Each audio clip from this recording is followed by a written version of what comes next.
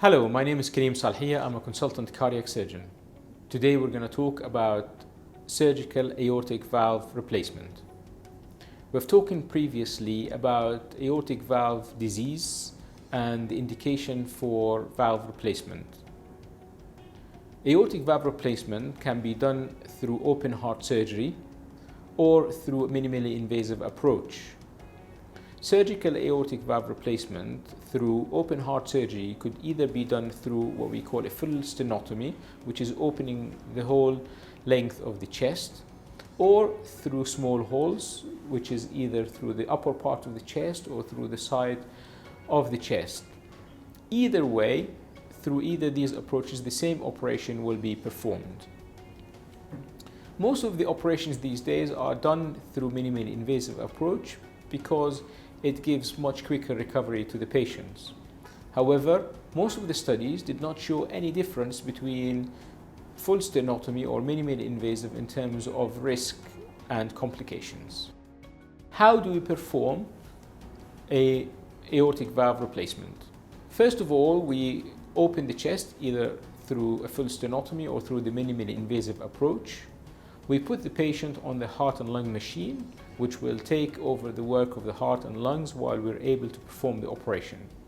We stop the heart, we open the aorta, which is the big artery in front of the aortic valve.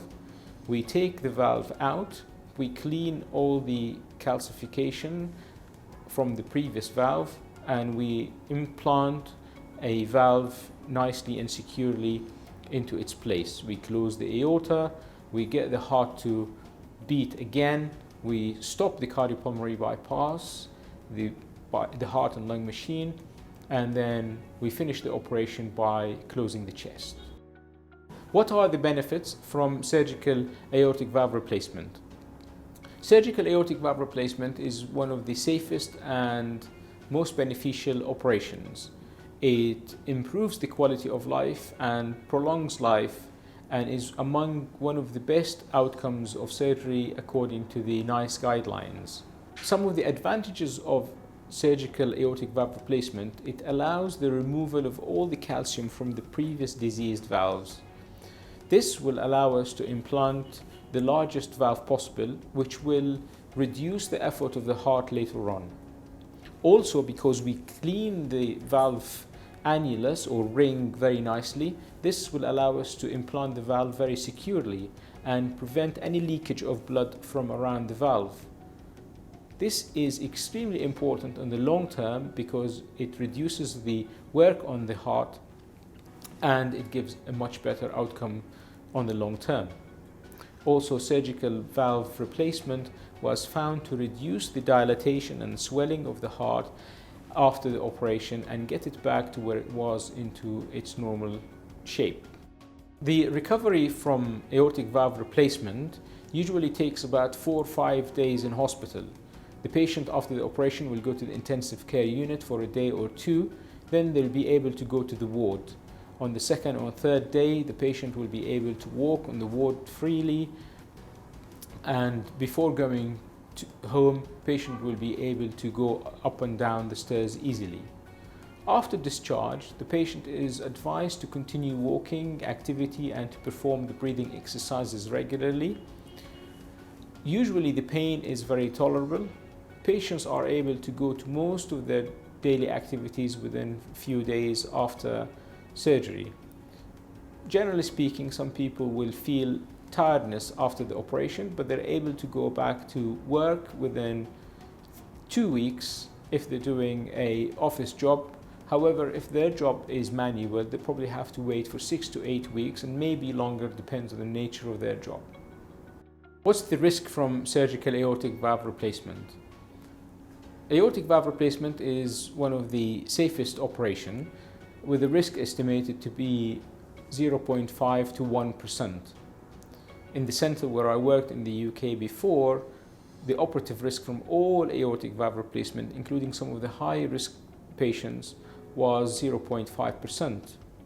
In a subgroup analysis of a group of patients who are above 80 years of age, that group has a risk of 2.2%. Aortic valve replacement is also very safe in the elderly population. The oldest patient that I did an aortic valve replacement for was 92, and thank God went home without any problems. The complications from aortic valve replacement, in addition to the risk of life that we mentioned, is the risk of a significant stroke. This is in the region of 1 to 2%. There are some other minor complications or potential risks that happen after the operation. They're usually minor and are in the region of 2 to 3%. Most of these things can be treated easily after the operation, and we work hard to try to avoid them in the first place. And there include things like bleeding, infections, irregular heartbeat, the need for a permanent pacemaker, problem with the breathing and the kidneys. Like we said, most of these complications are minor and we treat them as quickly as possible, and the majority of our patients will go in and out of the hospital without any complications at all. At the end, in order to improve the outcome and reduce the risk from surgical aortic valve replacement, it is important for the surgical team to work as a team with attention to details and to apply the latest safety measures possible. Part of this includes good and accurate preoperative assessment and optimization of the risk factors such as diabetes and hypertension and others. In addition, it's important to have detailed and attention post-operatively and following the patient closely in the short term and in the long term. And we wish everybody good health.